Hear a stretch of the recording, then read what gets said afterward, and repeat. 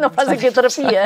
Não, claramente não fazem. Claramente não fazem autoavaliação, tomada de consciência, As pessoas dormem de consciência tranquila?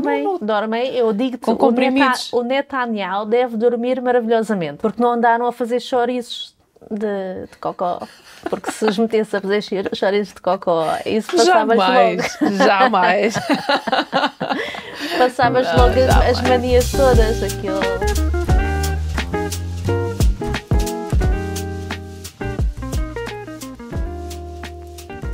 Então, queres ir buscar a Joana? Queres ir buscar a Joana? A Joana Amaral Dias, não é? Que é uma pessoa de quem nós também falamos muito na Sala Azul, porque ela é uma pessoa que traz sempre muitos temas à mesa. E ela tem aquela jornada anual dela. Não necessariamente bons, mas traz. ela, todos os anos, ela faz uma romaria às praxes. E eu achei que era interessante falarmos nisso, porque nós temos experiências bastante diferentes em relação às praxes, sim. Não é verdade? Concluímos que realmente tivemos realidades diferentes. Sim, se bem que a minha foi uma amostra de uma realidade, mas foi o suficiente para eu não ficar com boa impressão sobre praxes. Especialmente porque já conhecia o historial de Coimbra em Coimbra as praxes são... Aliás, eu tinha tido o meu primeiro namorado, eu já era universitário na altura, e ele contava-me histórias do Arco da Velha em Coimbra que era um bocadinho hardcore. E ele alinhava sempre naquilo, porque, enfim, ele queria era copos e diversão, e eu achava aquilo abominável. E lembro-me de dizer, não, eu quando estiver na faculdade nunca vou participar em praxes. Ninguém me vai humilhar daquela maneira. Então tu já ias assim com uma carga um bocado negativa, porque é aquela cena, a Joana fez o seu vídeo anual das praxes, em que ela vai pelos jardins de Lisboa à procura de pessoas que estão a ser praxadas para ver se encontra alguma coisa a correr mal. E aquilo dá sempre ali muito frisson.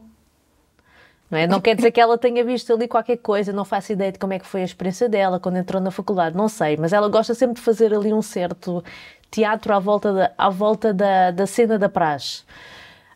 Não quer dizer que ela não tenha alguma razão. A cena com a Joana Amaral Dias é um bocado essa. Não quer dizer que ela não tenha alguma razão no que diz, mas é a forma como aborda e como diz, não é? Que tu depois ficas um bocado naquela, tu até podes ter razão, mas não me apetece muito dar-te razão, porque a tua abordagem é um bocado agressiva. Pelo menos é essa sensação que eu fico. Sim, aquele vídeo que tu me enviaste, achei... Não sei, parecia que estava ali a invadir qualquer coisa, como se fosse uma polícia... Sim, a polícia dos bons costumes. Sim. Quer dizer, verdade seja dita que a reação dos estudantes não foi propriamente a melhor. Estarem a fazer aquela barreira para não mostrar e não sei o quê, mas eles também estavam... incrimina mais ainda. Mas eles também estavam a proteger as pessoas que estavam lá dentro, não é? Estavam a esconder, porque ela na realidade estava a fazer daquilo um circo. Ela queria filmar... Mas aquilo é um circo, não é? Está bem, mas filmar sem pedir autorização às pessoas, não é? Que é algo que também hoje em dia se fala muito. Achas que ela não pede? Não, ela chega lá e começa a filmar e a dizer que aquilo é um espaço público. Sim, ela acabou por dizer isso, de facto. Sim. Mas hoje em dia, quer dizer... Está certo. Há que haver bom senso. Verdade, mas a não ser que as pessoas te peçam, olha, posso filmar o que vocês vão fazer? Vocês importam-se que eu filme? É diferente. Sim. Tu chegas ali de uma maneira diferente. Não, ela entrou a matar. Ela, independentemente daquilo que eles estivessem a fazer, ela já estava preparada para os atacar e dizer que aquilo era tudo já uma estava a tirar a camisola e agora já olha como anda no ginásio. Pronto, é tipo isso. Não, sim. Ela queria insultar. Ela foi descarregar mais energias ali para o meio da malta estudante. Se eu concordo com a forma como eles fazem, não. Mas há praxes e praxes. Eu já ouvi histórias recentes ou seja, o costume não mudou. Há aquela história do excelentíssimo e de responder sempre excelentíssimo e lá. Mas, e há uma certa humilhação, vamos ter que lhe chamar isso, ou mais não seja, mostrar... É que isto das praxes leva-me sempre para aqueles costumes da maçonaria, em que há sempre aquela introdução em que tu passas para aquele ritual e se não passares pelo ritual não és aceite. Estás a ver? Sou-me um bocado aceita, sou-me um bocado mostra lá o que é que vales para seres um dos nossos, percebes? E isso faz tudo o que envolve esse tipo de coisas. Por isso é que eu não sou religiosa, porque eu não vou atrás de costumes e não vou atrás de tradições e não vou fazer nada que vá de encontro aos meus princípios. E tudo o que eu sinto que estou a ser humilhada, ou estou a ser... nem precisa ser humilhada, basta só ser menosprezada ou minimizada de alguma forma. Eu não concordo, não me sinto confortável e não acho que seja justo, porque somos todos humanos, todos merecemos respeito e não é por essas hierarquias existirem que os alunos vão ser mais bem integrados. Ou seja, porque é que eles estão a querer mostrar respeito, percebes? Eu percebo a intenção primária das praxes, mas há várias maneiras de integrar pessoas. Não tem que ser assim. Eu acho que há experiências muito diferentes. Eu tive uma experiência muito diferente da tua e eu acho que dependendo da faculdade é muito diferente. O que se passa em Coimbra, o que se passa nas universidades em Lisboa, ou no Porto ou no Algarve, eu acho que não deve ser tudo igual. Eu entrei, e também depende da altura em que foi, eu entrei na faculdade em 2003 e eu entrei numa faculdade que tem umas praxes um bocado únicas, que eu acho que não são iguais a mais lado nenhum. Eu entrei no Instituto Superior de Agronomia em Lisboa. Para quem não sabe, é uma área bastante grande de 98... Aquilo tem para aí 98 hectares de floresta praticamente. E aquilo está tudo morado. As praxes passavam-se dentro da faculdade. Nós não vinhamos para os jardins, nem para o meio da cidade com... Tu já estavas no jardim. Pronto, com pessoas a ajoelhar-se ou a dizer... Não havia nada disso. Portanto, eu não passei por isso. As minhas praxes, posso dizer que ajudaram-me imenso a integrar-me naquele meio.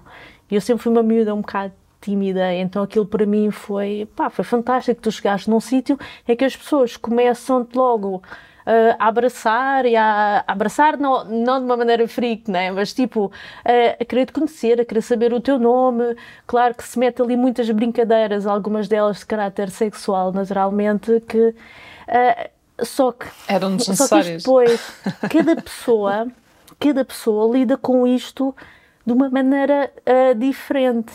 Eu, por exemplo, quando lá cheguei, mesmo logo nas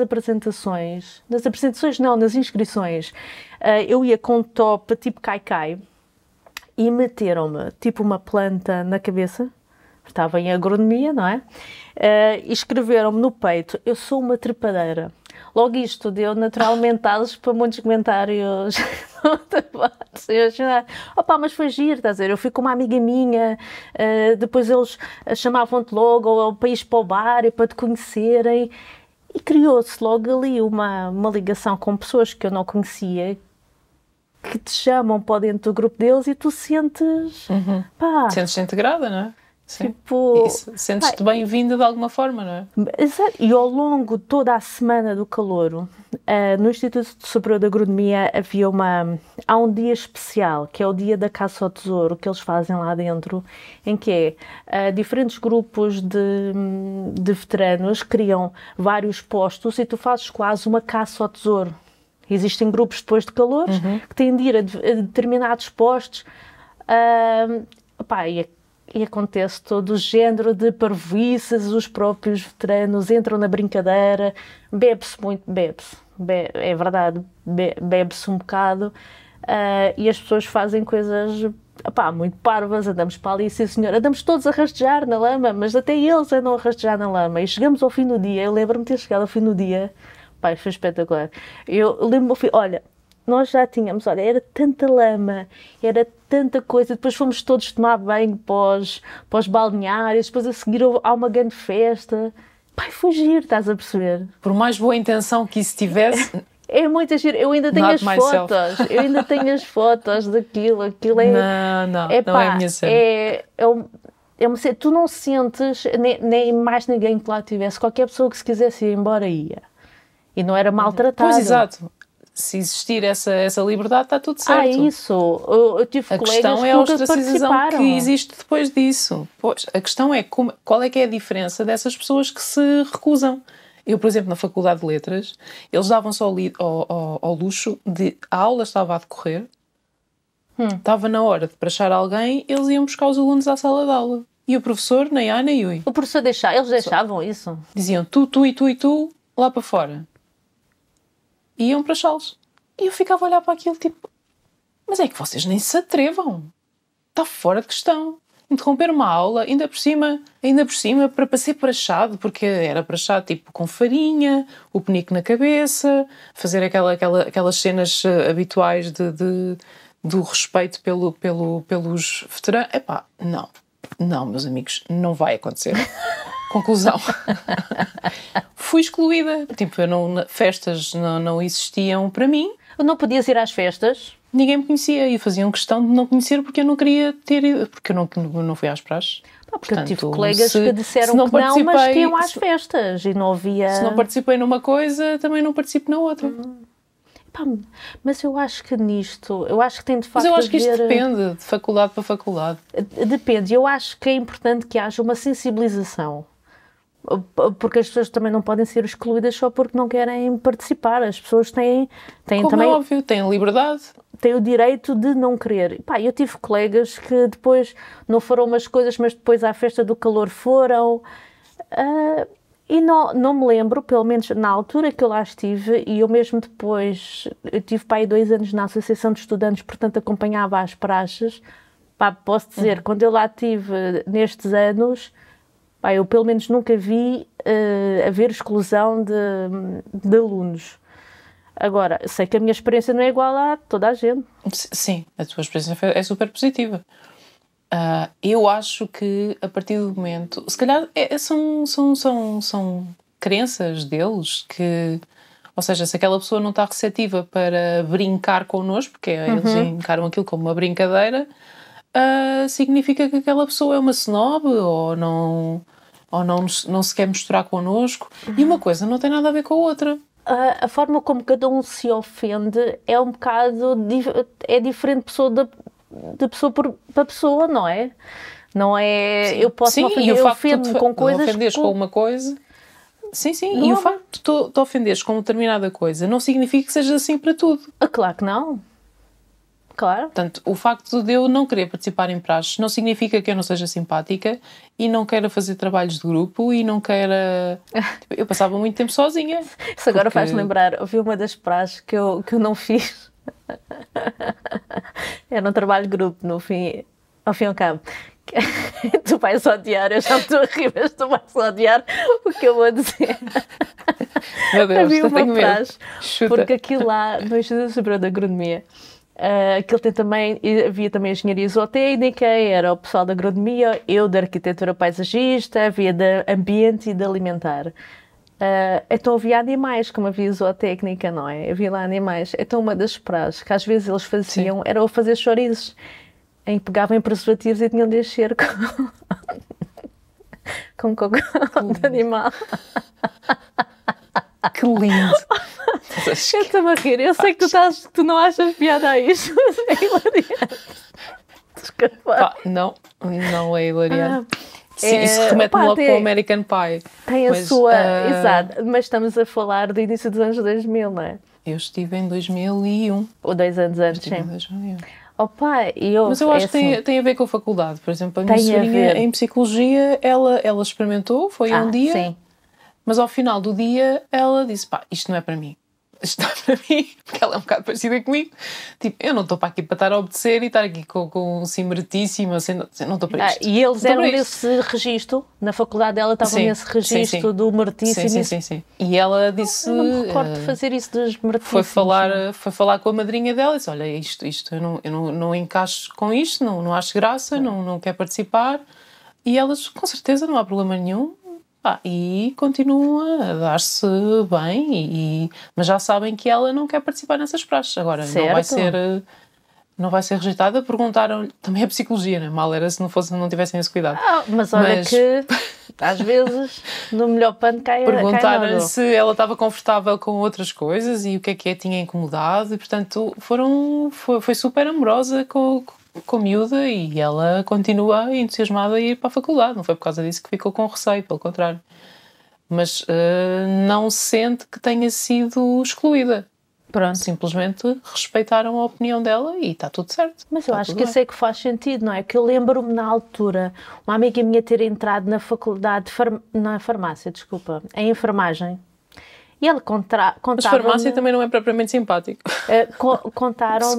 Ela contava coisas de horrores, de enfermagem, que tu podias pensar, este pessoal podia ser assim, sei lá, um bocadinho... É ao contrário, não é? Não, sim, mas ao contrário, não, eles são mais cruéis. Ela contava-me ter de subir escadas em joelhos e eu ficava a dizer, pai, não passei nada disso, não passei por nada disso. Não, mas esse é o registro de Coimbra. Coimbra também é muito forte nesse tipo de... Epá, para mim é humilhação. Para mim, só tem uma palavra, é humilhação. Não há necessidade de humilhar aquela pessoa daquela forma e de magoar a pessoa. Sim, se a pessoa não se sente confortável, claro, eu acho que tem de haver uma mas quem é que se sente confortável em ficar com os joelhos em ferida no final de uma praxe? Não, claro que não. Eu acho que tem de haver, de facto, uma sensibilização. Porque depois isto são atividades que também metem muito álcool, as coisas... Para já não falar disso, não é? Obrigam os miúdos a beber o álcool quando não consomem. Não, sim. Muitos começam a beber álcool precisamente nessa altura, porque querem tanto integrar-se, isso é que é perigoso. Querem tanto fazer parte, querem tanto ser incluídos, querem tanto fazerem parte do clã, sim, que fazem coisas que vão contra eles e contra a saúde deles e contra o bem-estar deles e às vezes, se calhar, contra, enfim, os costumes familiares. Imagina que são famílias que são completamente contra esse tipo de atividade ou não bebem álcool por hábito. Sim. Podem se tornar futuros alcoólatras ali, não é? Não há necessidade. Porquê é que tem que incluir tanto álcool? Porquê é que o álcool não há outra forma de diversão? Tem que ser bêbado? É isso que me faz confusão. Tu estás desinibe, eu sei que desinibe, mas... Isto é numa altura da tua vida em que tu também estás mais nessa experimentação e que... Mas eles levam... Em Coimbra, o meu ex-namorado entrou 2 vezes como alcoólico. Há necessidade de chegar a esse ponto?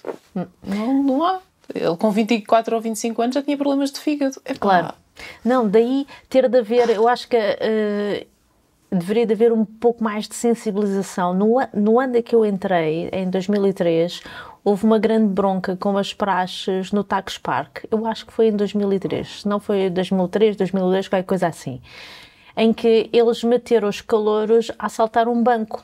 Eles meteram-nos a assaltar a Caixa Geral de Depósitos em Oeiras. Olha que bem. E o que aconteceu? Depois eles cancelaram os prazos para ali durante 1 ano ou 2, tiveram de reformular aquilo tudo, não é? Porque não podes pôr pessoas a assaltar um banco. Com que cabeça e com que corpo é que aquelas criaturas ficam para continuar a semana a ter aulas? Porque as aulas estão a decorrer, não é? Sim. As aulas não param só porque os meninos foram prachar. Pelo contrário. Ainda por cima, a adaptação à faculdade, por si só, sem praxe, já é um choque, não é? Primeiro estás com 18 anos. A ideia é isto facilitar. Mas como é que facilita? Aquilo devem ser picos de stress constantes.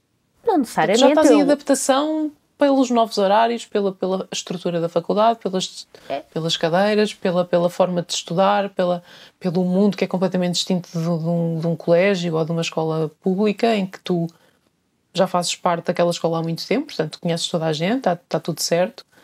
Isto para já não falar que a universidade é sempre muito mais competitiva, não é? Não necessariamente. Eu não senti picos de stress naquela altura. Eu senti de facto, fui conhecendo mais pessoas e pessoas com as quais eu depois sempre precisava de alguma coisa, seja de termos académicos, fosse do que fosse, e as pessoas estavam lá para mim, eu já conhecia melhor as pessoas e elas eram de facto muito acessíveis, mas eu se calhar estive ali numa faculdade que tem um comportamento bastante diferente da maior parte das outras, daí eu ter uma opinião, até eu cá em casa com o Sérgio, nós discutimos isto muitas vezes, ele é completamente contra praxes, e eu tento explicar, se calhar teve uma experiência parecida.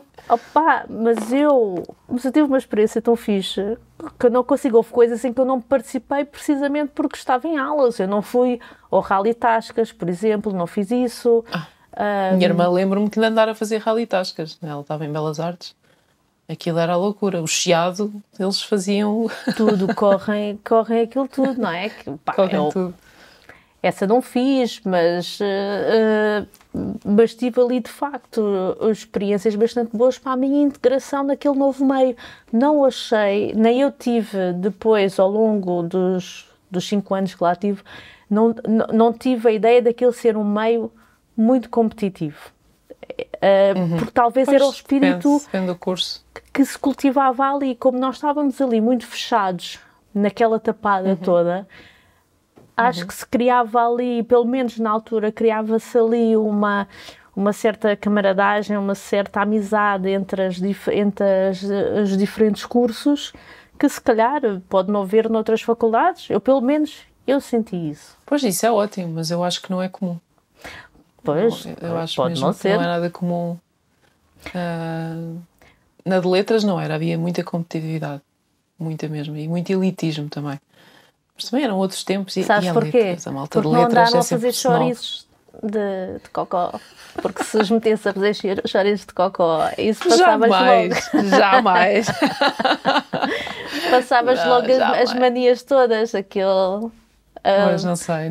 É uma pena porque há tanta coisa que se pode fazer para integrar as pessoas. Eu recentemente juntei-me a um clube que é o Clube Offline, que é um clube internacional que nasceu em Amsterdão. E o que é que eles fazem? Eles criaram aquele clube mais para estrangeiros, para juntar os estrangeiros todos que estão naquela cidade e não pertencem àquela cidade. E, portanto, não têm amigos, não têm família, não têm ligações. Uma rede de apoio. E então criaram uma rede de apoio com a vantagem de ficarem offline. Significa o quê? Que não fazes atividades, vais para um spot qualquer, fazes atividades várias, o que te passa pela cabeça, mas que não inclua tecnologia, especialmente telemóvel e computador. Ou seja, podes ir para lá para ler, para conversar, jogos de tabuleiro, pintar, desenhar, tricô, tudo o que te possa passar pela cabeça que se faça. Existe eletricidade, mas a eletricidade não existe para alimentar o telemóvel nem o computador. E aquilo é uma forma de integrar as pessoas e de criar uma espécie de clube, por assim dizer, em que as pessoas estão mais com elas próprias e ao mesmo tempo estão a criar uma rede em que as pessoas todas se conhecem. Sim. E é aberto tanto a portugueses como a estrangeiros que estão em Portugal. E eles fazem encontros para isso tudo, para promover isso tudo. E eu acho super interessante e é uma forma muito simpática e muito acolhedora.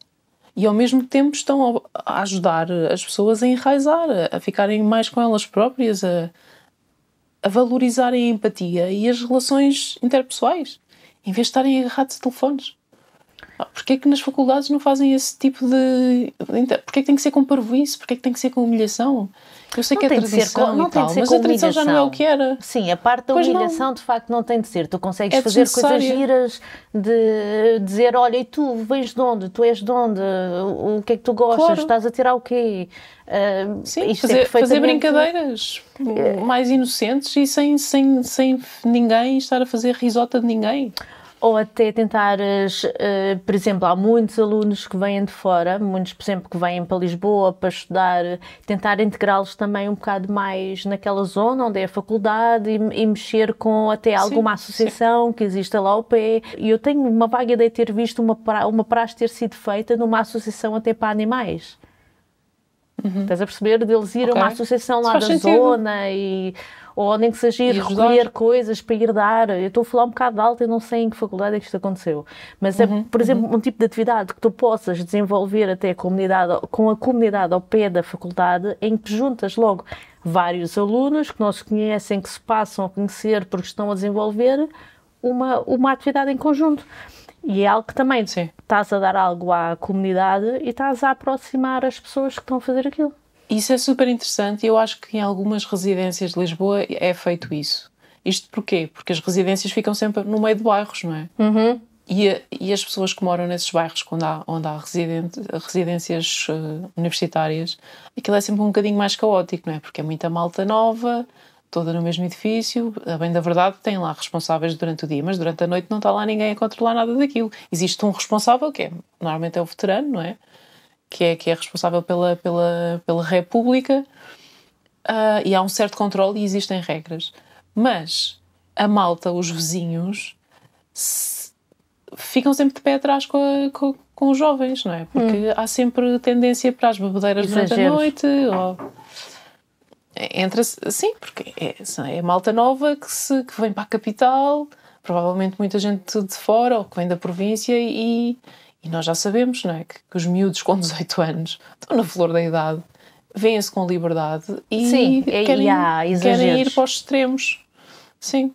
Eu acho que isso seria muito interessante, criarem essas dinâmicas de conectar as pessoas. Ainda por cima são residências, normalmente são em zonas onde há muitos idosos. Exatamente. Porquê é que não criam programas para apoiar os idosos que moram ali, mas não seja para eles se sentirem mais apoiados? Exato. Não é? Já não sei em que país é que é. Ou trazê-los até para a faculdade. Eu cheguei a ter um colega com 93 anos. Ele era engenheiro civil.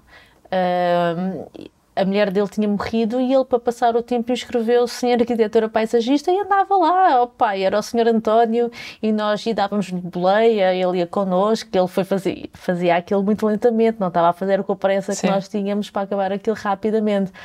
Mas era sempre uma figura muito simpática. Eu não era tão idosa como esse senhor, mas eu lembro-me em Teoria da Cultura, que eu tinha uma senhora que se tinha inscrito, já tinha criado os filhos, os filhos já estavam casados e tal, e ela já estava reformada e estava aborrecida a estar em casa. Exato.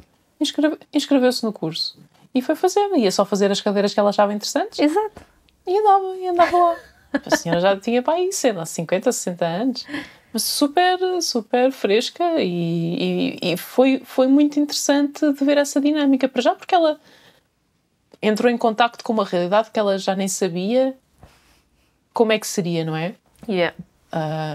Porque eu nem sei se aquilo já não seria a segunda licenciatura dela. Tenho a ideia que não. Mas não tenho a certeza. Mas lembro-me de estar a conversa com ela. Ela mais depressa conversava com essa senhora do que conversava com a malta da minha idade. Há 1000 maneiras de integrar pessoas. Não tem que ser pela humilhação, não tem que ser pelo desprezar ou pelo menosprezar as pessoas. Pelo contrário, não é? Se elas já estão num ambiente novo, por si só, já devem ter inseguranças suficientes para o resto do ano, escusam de estar a ser marcadas daquela forma, não é? A ideia é porque depois isto é um ciclo vicioso, porque tu depois vais passar a veterano também e vais sentir injustiçado. Claro que vais perpetuar, porque tu sentiste injustiçado naquele ano e agora queres fazer o mesmo aos outros. Exatamente. Ódio gera ódio, guerra gera guerra. Pá, isto é a lei mais antiga. Daí, tu teres de mudar, de facto, a forma como as pessoas fazem as praxes. Não há necessidade de ser até esse clima do excelentíssimo e da excelentíssima, que eu não me lembro dessa cena. Lembro-me de nós termos músicas muito badalhocas para cantar todos, mas toda a gente cantava e cantámos até ao fim do curso e toda a gente cantava. Mas isso estão todos, não é? Exato, estão todos no mesmo grupo. Uma coisa é tu pegares em meia dúzia de elementos e mais meia dúzia de elementos mais velhos, agora vais submeter-te a tudo aquilo que eu quero que tu faças. Pois. Seja lá o que for. Submissão? Não. É aquela necessidade de teres poder, não é? Tu tens aquelas pessoas que quando têm um bocadinho de poder que têm de humilhar as outras pessoas. E depois é o jogo do poder. E isto está-se a perpetuar na sociedade inteira. Os CEOs fazem o mesmo nas empresas. Há uma necessidade de humilhar quem... Quando é que vamos aprender que todos precisam de todos, não é? Todos são necessários. Tipo, o varredor de lixo não é... Pode ser menos importante em termos de ordenado do que um CEO, mas não deixa de ter a sua função e não deixa de ser importante. Vamos imaginar que todos os varredores de rua faziam greve. E aliás, como já aconteceu várias vezes, as recolhas de lixo fazem greve. As recolhas de lixo, o caos que aquilo causa. As pessoas não aprendem nada com isso. Sim. Todas as pessoas são essenciais, todas as pessoas são importantes e cada pessoa tem a sua função. Com o ordenado... Diga-se também da verdade que eu acho que aquilo que eles recebem é muito pouco, porque lidar 8 horas com cheiro a lixo, coitados. Esse trabalho devia ser muito mais bem pago. Acho muito, muito injusto só se valorizar profissões e estatutos consoante a tua inteligência e consoante o teu intelecto. A inteligência emocional pode ser muito mais importante do que a tua inteligência mental. Porque se tu não tiveres empatia, tu podes dar cabo de uma empresa. Bem, mas há pessoas que não se importam com isso. De certeza, o Trump também já deve ter falido muitas empresas e para ele é igual ao litro e ele está onde está precisamente por ser o monstro. Mas aí é que está o erro. Mas quem é que concorda com o Trump? Eu acho que imensas só pessoas, concorda com o Trump quem quer ser milionário como ele, ganancioso e sem alma. Tipo, não, um ser humano normal não pode concordar com aquilo que ele anda a fazer. Não pode. Não está bem mentalmente. Também são pessoas que muitas delas também não têm assim grande capacidade de discernimento, não é? E é uma coisa que nós hoje estávamos... Tem só ganância. Que nós estávamos a falar ao almoço. Estava a dar a prova de ciclismo no Ruanda. Estava a dar hoje na RTP2 uma prova de ciclismo mundial no Ruanda. Mas não estava a acontecer uma guerra qualquer em Ruanda, ou não é? O Ruanda está sempre a ser um bocado complicado. Então, eles estavam a passar por algum edifício, não sei se era um hotel, se era um edifício governamental que estava todo esburacado e até tinha lá uma estátua em cima de um homem a disparar. E nós estávamos a tentar explicar ao Gonçalo, porque ele disse, porque é que não arranjam aquilo? Ele é um miúdo de 8 anos, não é? Para ele, então, aquilo está tudo desburacado, vamos arranjar. E nós estamos a explicar, olha, assim, nós tem-se deixar estas lembranças, porque aquela frase mítica do... como é que é aquela pessoa que não conhecer a história, quem não conhece a história está condenado a repeti-la. E é muito o que tu vês hoje em dia. Tu, neste momento, estás a passar por uma altura da nossa sociedade em que parece que as pessoas já esqueceram por completo toda a nossa história, tudo o que se passou na Primeira e na Segunda Guerra Mundial. Tu estás a viver neste momento no início da Segunda Guerra Mundial, em que as pessoas na Alemanha, de certeza que pessoas normalíssimas começaram a concordar com o Hitler e a concordar com os nazis, e havia de certeza outras pessoas na sociedade a dizer, esta gente está a ficar toda maluca. Sim, eu sinto que isto é uma espécie de déjà vu. Completamente. Neste momento nós estamos a ser governados por grandes egos e grandes ditadores, grandes quase imperadores, que querem ter o poder total e eles próprios já estão totalmente corrompidos pelo poder que têm. E eles não estão preocupados com quem é que sofre, eles não estão preocupados se não sei quantas pessoas morrem, eles não querem saber. Como é que as pessoas se deixam cegar pelo poder, pela... É fácil se tu tens só pessoas à tua volta a dizer que tu tens razão. Não é ambição. Se estás rodeado de pessoas que dizem que tu é que tens razão, tu facilmente és corrompida por esse poder. Sim, mas não fazem... Pois não fazem, claramente não fazem. Não fazem terapia. Não, claramente não fazem. Claramente não fazem autoavaliação, tomada de consciência, As pessoas dormem de consciência tranquila? Dormem. Eu digo-te, com comprimidos. O Netanyahu deve dormir maravilhosamente. Em que ele, no outro dia, até ele teve a comparar... Com uma dose de comprimidos? Quase comprimidos, ele dorme bem. Ele estava a comparar o 11 de setembro com o que aconteceu com o Hamas ter feito aquele ataque lá naquele concerto. E ele estava a comparar isso com o 11 de setembro. Então os americanos também não tiveram todo o direito a se defender.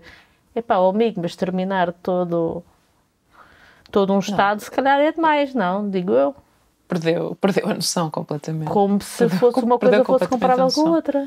O mais estúpido é que ele baseia-se no sentido de o povo dele é o escolhido e, portanto, tem direito àquele território. Sim. E aquele território é dele por direito. Certo. Porque sim. É uma pescadinha. Porque é um direito divino. Em Roma. Isto começou em Roma. Começou em Roma. Já começou, sim. Isto é cíclico. É completamente cíclico, é isso que me enerva. Sim. Como é que as pessoas vão para a escola, têm história, tenho a certeza que têm história, o que é que estão a fazer nas aulas de história? Estão a dormir? E como é algo também tão longe, tu tomas aquilo quase como uma fantasia. Mas não deixa de ser real. Isto faz muita confusão, estes miúdos de 18, 19 anos que estão agora a votar no Chega, que são imensos. Esta malta estudou 25 de Abril. Eu lembro-me de ter feito, com 14, 15 anos, trabalhos sobre o 25 de Abril. Não era tão distante como é agora, mas não deixava de ser distante para mim. Era uma realidade completamente fora para mim. E eu lembro-me de pensar... Estávamos mais próximo, porque os nossos pais, pelo menos em minha casa, falava-se nisso muito na pele. Pois, o meu pai também falava da fome que existia e do controle. Mas estes miúdos estão a ser criados numa bolha? Os avós não falam com eles? Ou os pais não contam histórias? Eles acham que aquilo é tudo inventado e estão só a inventar a história só porque eles têm que decorar? Faz muita confusão, com tanto filme e tanto documentário, como é que eles não tomam consciência que aquele senhorzinho é igual à porra do Salazar? Faz-me... eu não queria ir por aqui, mas pronto, já aqui estou. Neste momento, tens um primeiro-ministro que cancelou completamente as celebrações do 25 de Abril e que fez uma festa com o Tony Carreira a cantar para meia dúzia de velhas, a aplaudirem, e a filmar o Tony Carreira, porque como se o 25 de Abril fosse daquilo, mas agora querem celebrar o 25 de Novembro como se tivesse a mesma importância do 25 de Abril. Sim. Do 25 de Abril. Portanto, tu quando tens um primeiro-ministro assim, que basicamente caga na história... Um primeiro-ministro que é praticamente da nossa idade, pouco mais velho. Ele deve ter 50 anos, não deve ter mais. Bem, mas ele não tem 50 anos. 50. Se calhar... Não, o que eu quero dizer é que eu acho que ele nem 50 anos tem, portanto... Sim. O pai e a mãe dele não, tipo... Em que mundo é que ele vive? E mesmo que não tivesse vivido, porra, nós não temos que viver, nós não temos que passar pelo sofrimento para compreender o sofrimento dos outros. Mas isso que eu sou contra as praxes. Uma visão muito diferente da nossa do 25 de Abril. Eu conheço pessoas que estavam talvez no outro lado e que falam do 25 de Abril como sendo aquela coisa que aconteceu, está a ver? E que veio piorar tudo. Há muita gente que fala assim, e essas pessoas hoje em dia, antes elas falavam... Havia muita gente que estava muito bem na vida, com certeza. Exatamente, mas havia muitas pessoas que falavam disso só em casa, e neste momento isto está tudo amplificado pelas redes sociais e as pessoas sentem-se legitimadas para dizer este género de coisas sem se lembrarem tudo o que os outros tiveram a sofrer, não é? Pessoas que não viveram aquilo, estes miúdos de 19 anos, o que é que eles sabem disso? Não sabem, só sabem na teoria. Mas eu também só sabia na teoria e não foi por causa disso que eu não me sensibilizou. Mas tínhamos algo mais próximo, porque eu tinha as histórias do meu avô, de quando andavam... o meu avô teve não tinha ninguém... Teve quase a ser preso, porque alguém denunciou não sei o quê... Portanto, havia medo, e eu tinha as histórias dos meus avós a falarem do medo que havia.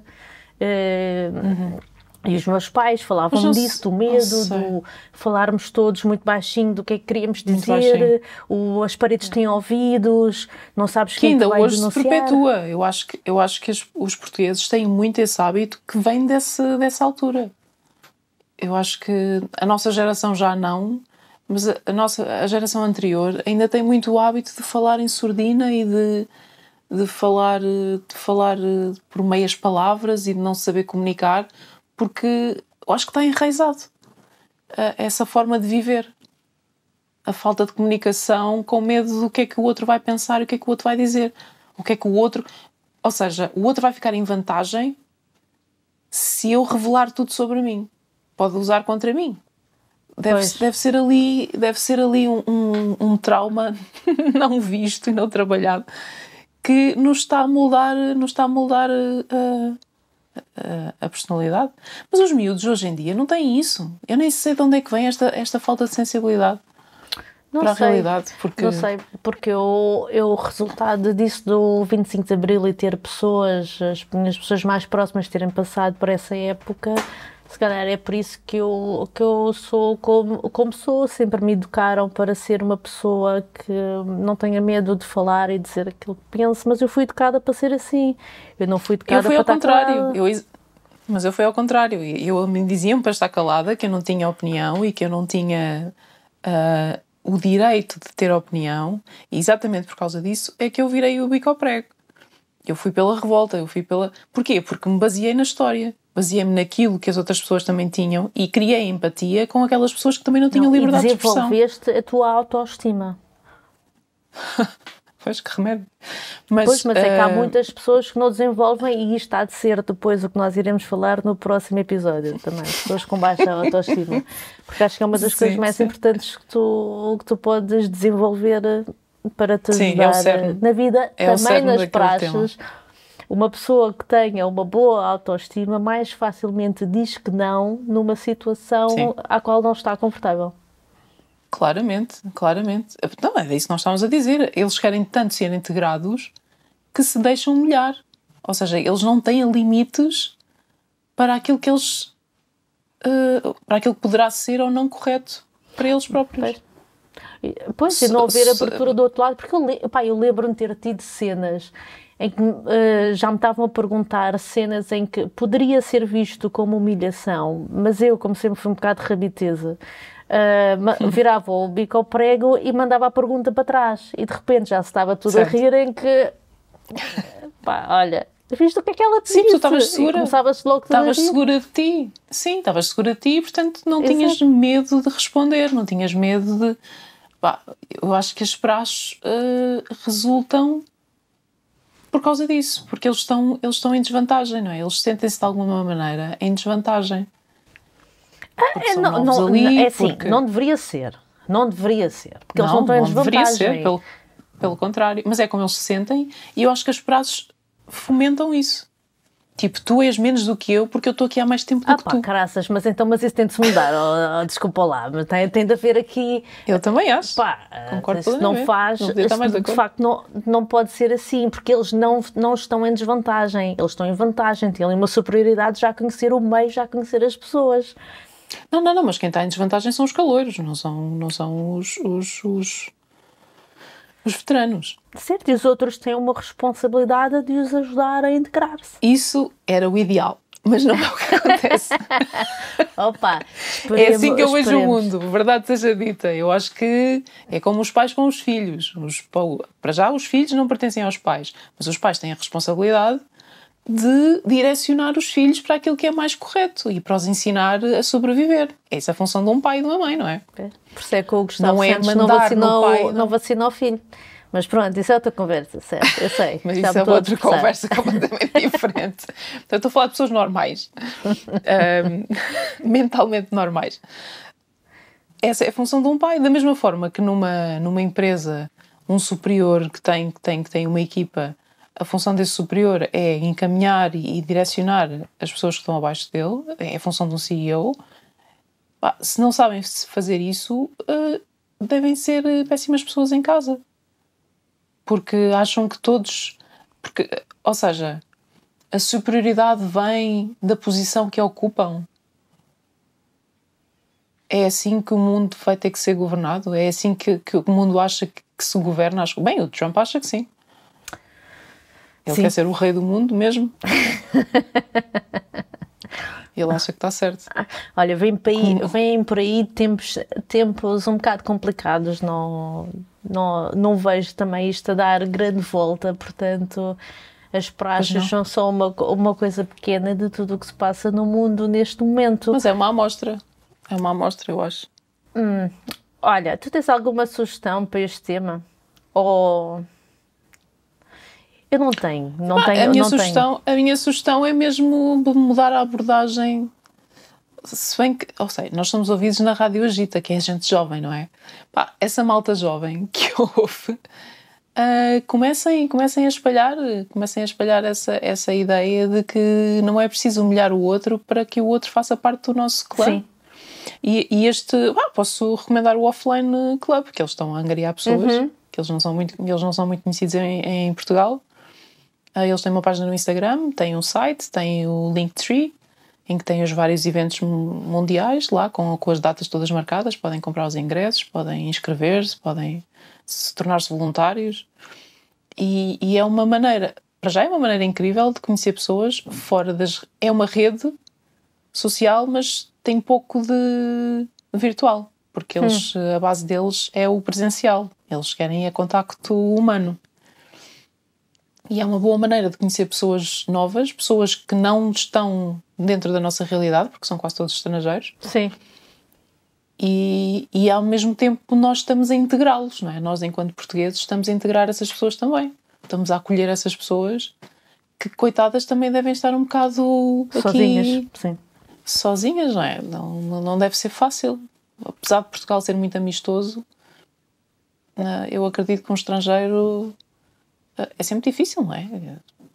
Eu própria, que migrei de Aveiro para Lisboa, senti diferença, imagino migrar de um país para o outro, não é? Sem dúvida. Eu gostava era que nos contassem também das vossas histórias de praxes, se gostaram, se não gostaram, se acham que de facto há espaço nas praxes para a integração, se acham que deviam ser completamente abolidas. Digam-nos o que é que vocês acham. Sim. E agora qual foi a experiência, não é, que tiveram? Então, olha, acho que já dissemos tudo o que havia a dizer. Em relação às praxes, pelo menos eu não me lembro de mais nada. Se vos fizer... Seria interessante perceber se nós estamos assim tão erradas, se calhar a realidade mudou, e porque já passaram 20 anos, não é? A brincar e a rir, não acredito que disse isto, mas sim, já passaram 20 anos. E se calhar nós estamos aqui a ser, ou pelo menos eu estou a ser aqui pessimista, e se calhar as coisas estão muito mais positivas e ainda há esperança que... E as praxes se calhar foram reformuladas e nós não sabemos. Bom, não faço ideia. Mas olha, até lá, mandem-nos mensagens, sigam-nos no Instagram, sigam-nos no Blue Sky, ouçam-nos na Rádio Agita, ouçam-nos em todas as outras plataformas que existem, tipo Spotify, Apple Podcasts e por aí fora. Sim. Mandem-nos mails para o entrebatonspodcast@gmail.com. Ou no Instagram, falem connosco no Instagram, façam comentários, era muito interessante perceber o vosso feedback, porque nós não fazemos isto só uma para a outra, queremos partilhar experiências, isso é que eu acho interessante e enriquecedor. Vamos embora? Vamos embora, vamos embora para a próxima. Até para a semana. Até para a semana.